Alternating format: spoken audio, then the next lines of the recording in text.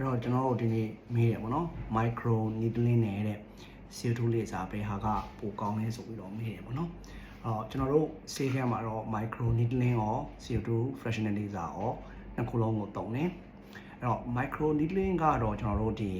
skin texture ကောင်းခြင်းတဲ့သူမျက်နှာမှာအမာရွက်အနှဲငယ်ပဲရှိတဲ့သူချွေးပေါက်ကျယ်နေတဲ့သူအရည်ပြားက sensitive ဖြစ်နေတဲ့သူတွေအတွက်ဆိုရင်တော့ micro needling ကပိုပြီးတော့တင်တော်တယ်ဘာလို့လဲဆိုတော့သူ့မှာ down time နေလို့ဖြစ်တယ် CO2 fractional laser ကတော့သူပို့ပြီးတော့ပြင်းတယ်ပေါ့နော်ဝက်ချင်အမှားရွတ်ချိုင်ကြီးကြီးရှိတဲ့သူတွေဆိုရင်တော့ CO2 fractional laser မျိုးကိုလုပ်တင်တယ်ပြီးတော့မျက်နှာမှာဒီ skin aging ရဲ့လက္ခဏာတွေပို့ပြီးတော့များနေတယ် sun damage ရှိနေရဆိုရင်တော့ micro needling နဲ့အားနေတင်သိမရနိုင်တဲ့အတွက်ကျွန်တော်တို့အဲ့လိုလူတွေမှာဆိုရင်တော့ကျွန်တော်တို့ CO2 fractional laser ကိုသုံးတင်ပါတယ်ဒါပေမဲ့ CO2 laser ကိုသုံးမယ်ဆိုရင်ကျွန်တော်တို့ down time လို့ခေါ်တယ်ပေါ့နော်မျက်နှာနီးတာမဲတာက9ရက်ကနေတစ်ပတ်လောက်ထိကြာနိုင်ပါတယ်အဲ့တော့ကျွန်တော်တို့ကအချိန်ပေးနိုင်တဲ့သူ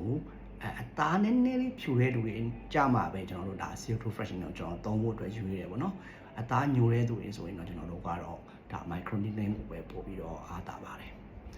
ပြီးတော့တစ်ချက်အမှသိဖို့လိုတာကကျွန်တော်တို့ micro needling ပဲလုပ် CO2 fractional ပဲလုပ်ပေါ့နော်ကျွန်တော်တို့ဒါအသားကြီးကောင်းစေတဲ့ဆေးရည်တွေဖြစ်တဲ့ BRB တို့skin booster တွေကျွန်တော်တို့ rejuven ဆေးရည်တွေကျွန်တော်တို့ exosome တွေအခုနောက်ဆုံးပေါ်တဲ့ collagen တွေနဲ့တွဲဖက်ပြီးတော့ကျွန်တော်တို့အသုံးပြုလို့ရတယ်သုံးနေဆိုရင်အားနေတင်ကပို့ပြီးတော့ကောင်းပါတယ်